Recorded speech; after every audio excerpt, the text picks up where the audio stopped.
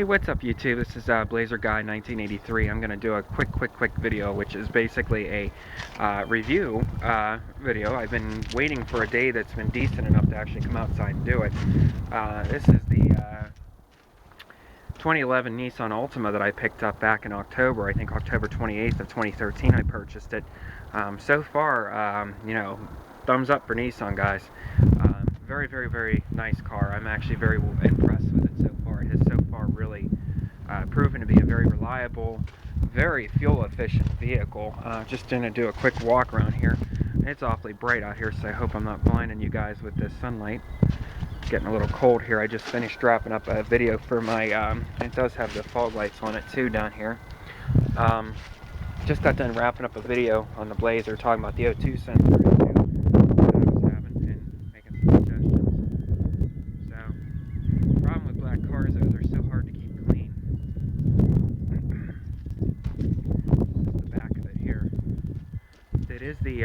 It is the SL model, which comes with all the toys. Has a nice little chrome dual-tipped exhaust seal. Not a true dual, obviously, guys. I mean, we are talking about a mid-sized sedan here. It has this really neat feature, which, I mean, anybody that has researched Altima or own ones knows what this is.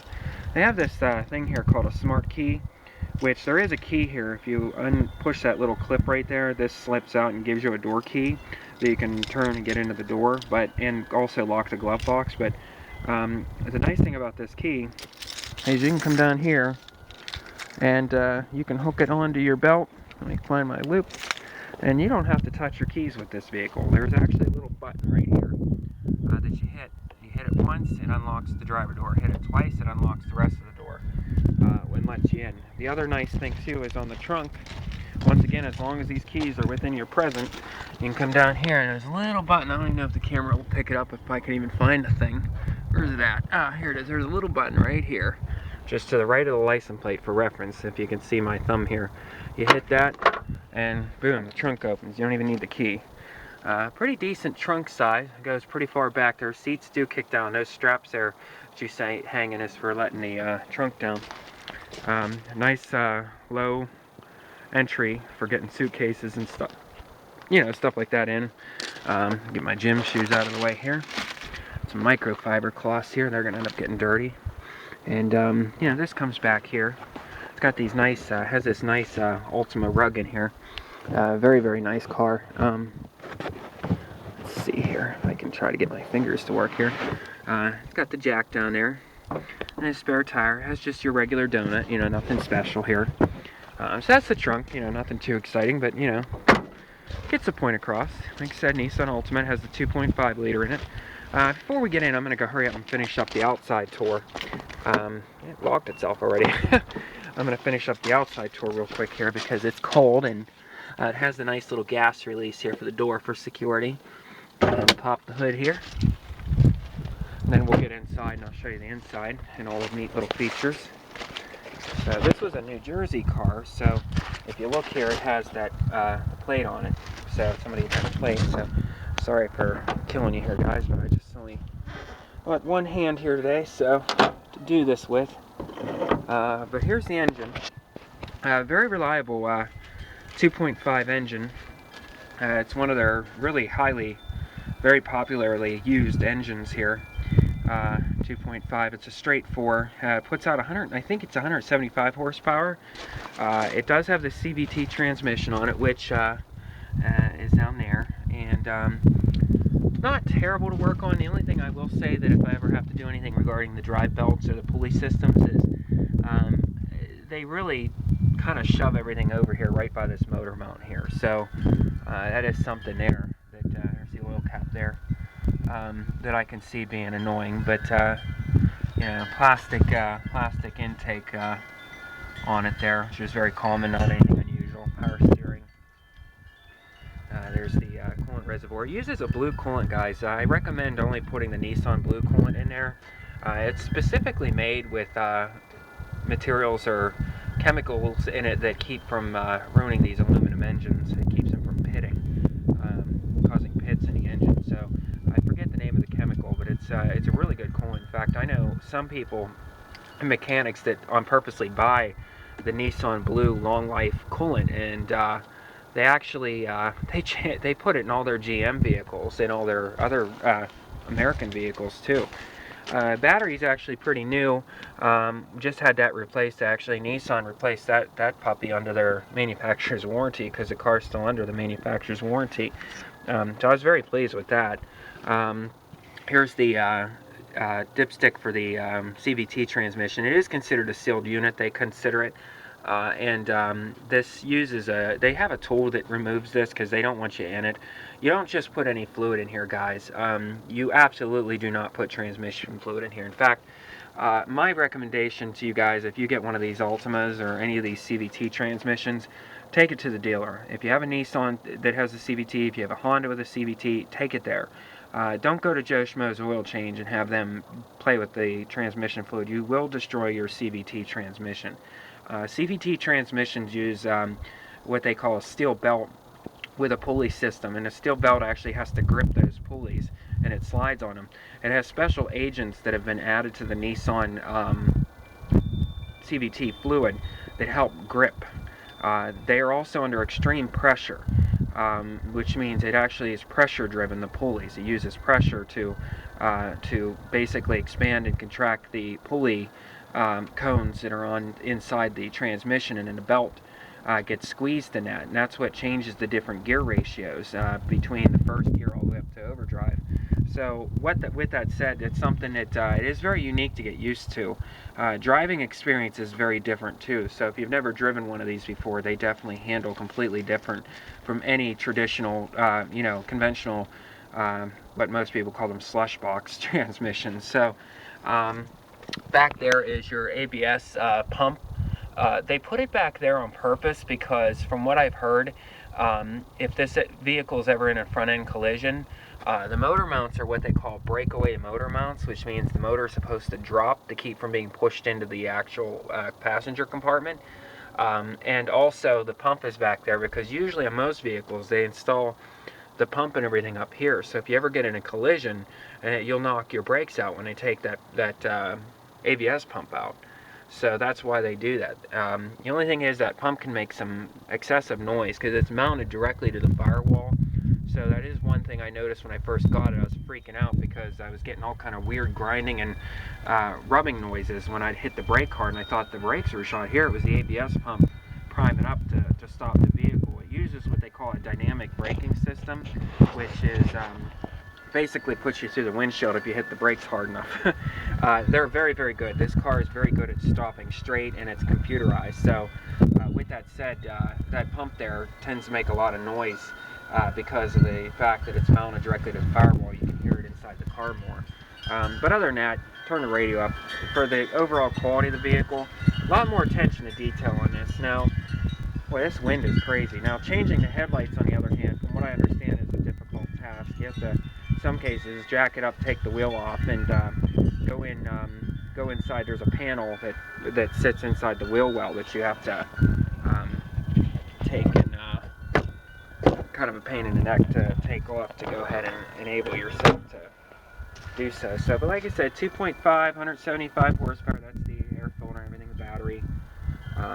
Windshield solvent's there, and then there's your windshield solvent, and then there's your antifreeze.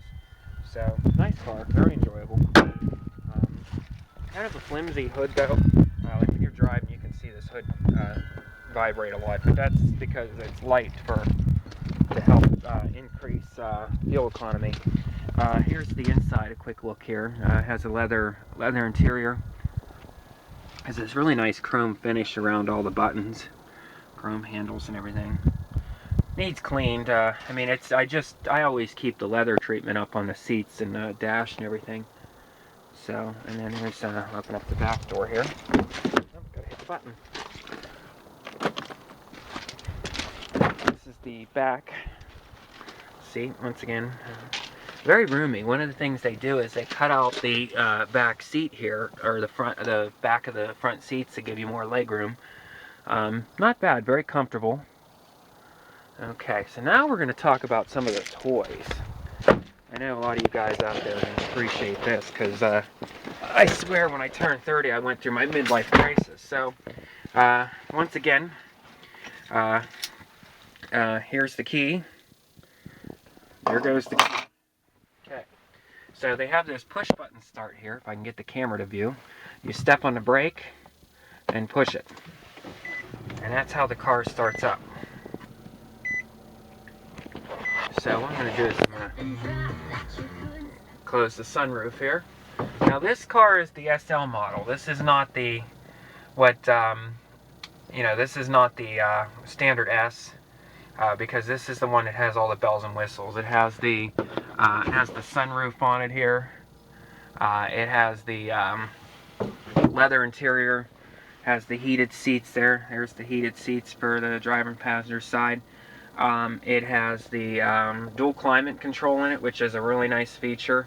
I really enjoy this, especially whenever you're out with your significant and they complain that that it's too hot. They can just hit this dual button here and change their side to whatever they want it to be. Then you have, of course, your front defrost, rear defrost, your recycle for the recycling the air. I'm sorry, I was flipping everybody off there. It has a really nice, has the Bluetooth capable Bose system in it with Bose speakers.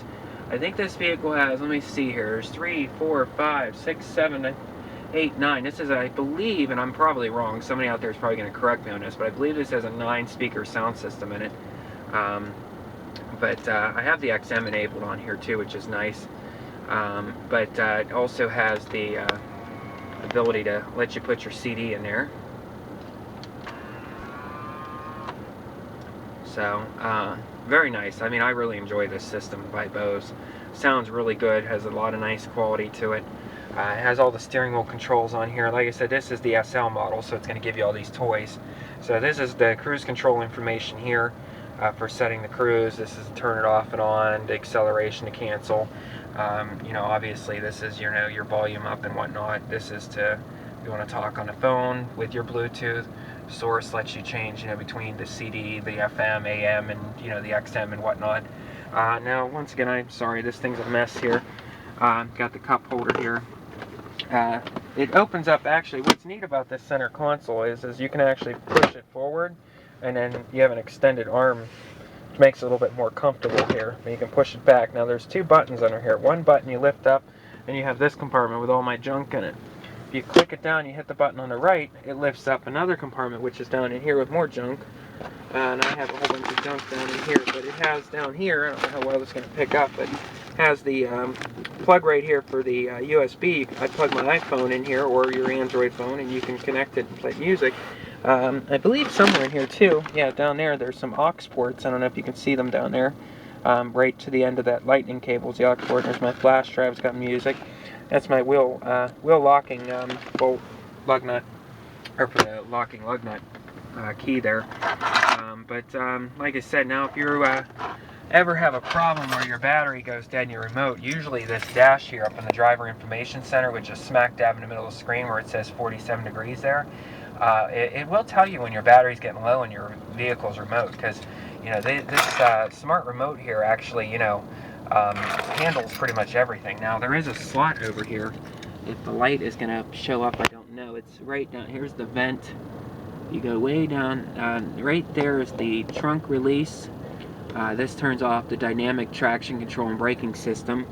And down here there's a place where you can actually push your key in there and start the vehicle in the event that your battery goes dead and it can't send a signal to the computer, the body control module, to let the car know you're in it. So you can push that key in there and it lets you start the vehicle then. So that's a neat little feature there. Also has automatic up and down. So if I push this and then pull up, it has automatic up and down. Sunroof is also automatic open and close. The front windows are automatic. The rear windows you have to hold the button. Small price to pay. It's a 6-speed transmission in here. It's phenomenal on gas. I mean, I can't even begin to emphasize on how good the fuel economy. This thing has just amazing fuel economy in it. I've never seen anything better. I mean, I'm sure, well, my experience, I'm sure there is, like if you get a Prius or something, obviously, or a hybrid, but in my case, for just a straight, you know, 2.5, 175 horsepower engine with the weight of a mid-size sedan, this thing has incredible gas mileage. I mean, I can probably flip through here. Let me go through. There's the menu button over here for the information on the system there. Let me go through here and see here. There's different options. You know, right now it says here that I still have 93 miles remaining, and you know, I've got like a little over a fourth of a tank, and I will get that 93 miles. I mean, it does about almost 100 miles for every fourth of a tank that's in here, which, you know, I had a friend of mine that had the same vehicle, drove down south with it, because we're in Pittsburgh, Pennsylvania here, and he said he got almost over 500 miles out of a tank of gas driving down the highway with this thing. So very impressive. So very nice, roomy. Has the speakers down near the door as well as in the back. There's the back of it, guys. So this also has a backup camera too. And on here, if you open this guy up here, it has a really super roomy. You can actually fit a whole laptop in there. And what's even nice about fitting a laptop in there too is that also gives you the ability to, if you hit this button here, I don't know how well that's showing up, if you hit this button right here, you can turn off the trunk so nobody can get into the trunk electronically, and then you can close this and use your key that's inside your key fob to lock it. So if you're somewhere in a shady area, you know, you can lock it up. Lots of room in there. I don't know how well that's picking up. There's another auxiliary adapter or cigarette lighter, whichever you want to call it. There's also one in here inside the box here too. So we'll go for a quick, just a little random drive here, just around the block with here. Very unique transmission experience, like I said. And this just hit 34,000 on it. I bought it with 30,000 on it, so put about 4,000 miles on it now, and it's as you can see, it has the backup camera. I don't know how well that's going to pick up, but it does. Also has the link things on your mirror here where you can actually, I don't think those are going to pick up, there's too much sunlight, but it has the buttons on it where you can link your electric garage door and program it to work with your garage doors. So like I said, this transmission does not shift per se in here. So I'm going to go for a drive here. So I'm going to try to get the wheels straightened out here. So watch the RPMs there. So it's kind of neat if you watch that. I'm going up a hill, and as you see, it does not shift. Isn't that neat? So it's always choosing the most, the engine and computer and transmission is always choosing and working together to choose the most optimal. You know, I just climbed a really steep hill that, you know, is a fourth of a mile hill here, and as you can see, it did not shift once. There is no shifting on this CVT. It just changes the cone settings and expands the cones in and out on the pulleys to press against the belt, the steel-driven belt, and it sprays the, almost looks like gear oil. The transmission fluid on here, it doesn't look like the traditional reddish, pinkish colored transmission fluid. So pretty quiet. Doesn't handle bumps as well as the one with the V6 of this does. The Altima with the V6 is a little heavier front end, so the bumps don't quite impact as hard. Now, mine also needs tires. I mean, one has 2 30-seconds, the other one has only 1 30-seconds worth of tread. When you're low on tread like that, your front end is going to make a little bit more thumping and thumping noise, just because of the fact that, you know, it's doesn't have as much absorption because there's no tread left basically in the tire. You're just riding on the actual core of the tire. So I've been meaning to do that. I'm embarrassed, being such a car guy, to let my tires go that low, but you know. But as you can see, very very smooth, quiet ride.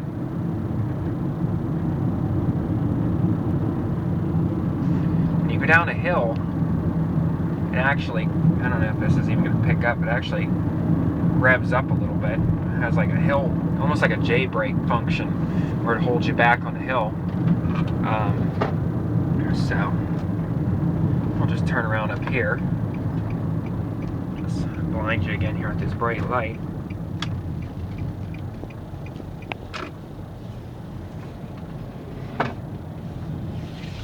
So, like I said, it doesn't quite give you the full effect by doing what I'm doing here, but, you know, because obviously you're not in the vehicle, but it's a very smooth, quiet vehicle. Oh, I had to have the blower motor replaced under warranty too. It took me about 3 trips to the wonderful dealership that's in my area to get that fixed, because they weren't convinced that a noisy blower motor was considered to be effective or defective. So finally got them to replace it. It probably went bad so early because of this automatic climate control. The blower motor, when you have it on automatic, is pretty much running constantly to fluctuate the temperature, which just probably burned it out. It's probably why at 30,000 miles it was shot already. But so also has this, I guess they call this a Shiftronic or Xtronic, I think Nissan calls this. You can actually shift this vehicle. I don't play with it too much.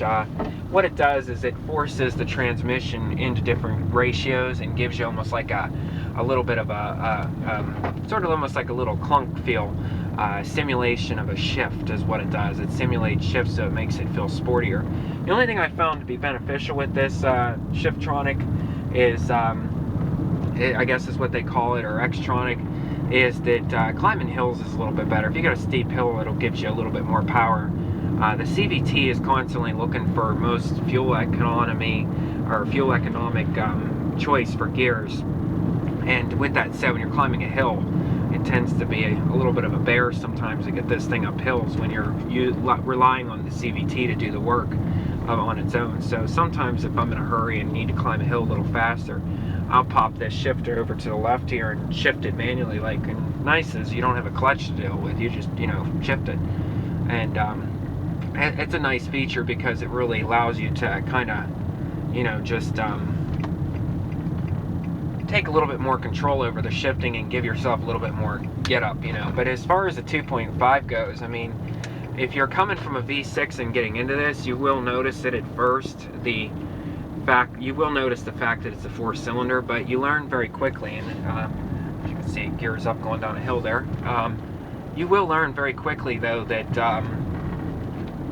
or get used to it, and what really helps you adjust to it is you will really come to appreciate the ridiculous fuel economy. The fuel economy is amazing in this, and I can't emphasize that enough. I know I keep talking about it, but it is really good.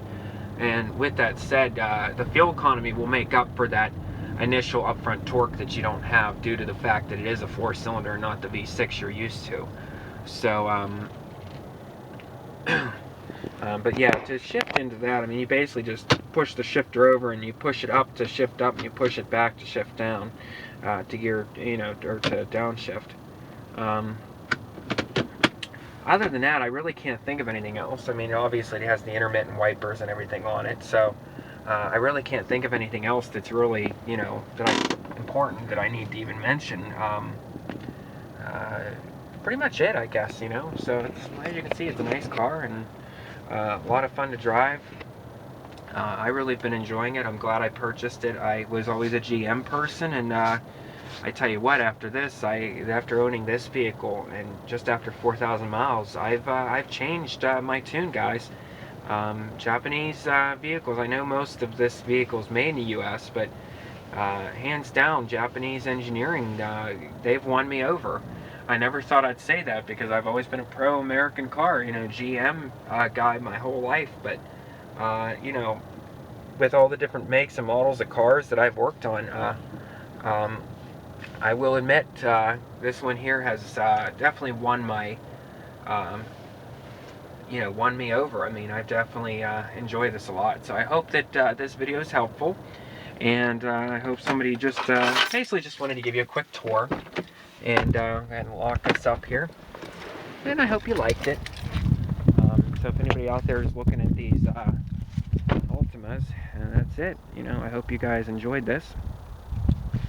And if you can, please rate, comment, subscribe. Let me know what your thoughts are on this. And I'm going to go ahead and wrap this up. I got 2 really large videos here now that I got to upload on YouTube, so it's going to take a while. So, but like I said, thumbs up for Nissan, guys. If you get the Altima or the Maxima, if you're looking for a fuel economy, go with the 4-cylinder 2.5. My opinion, you won't regret it. It's a lot of zip for being a 4, and it has 175 horsepower, and with being, like I said, a mid-size sedan, it really really goes. So alright, I'm gonna go back in the house and call it a day. So you guys take care, and thanks for watching, and we'll see you soon.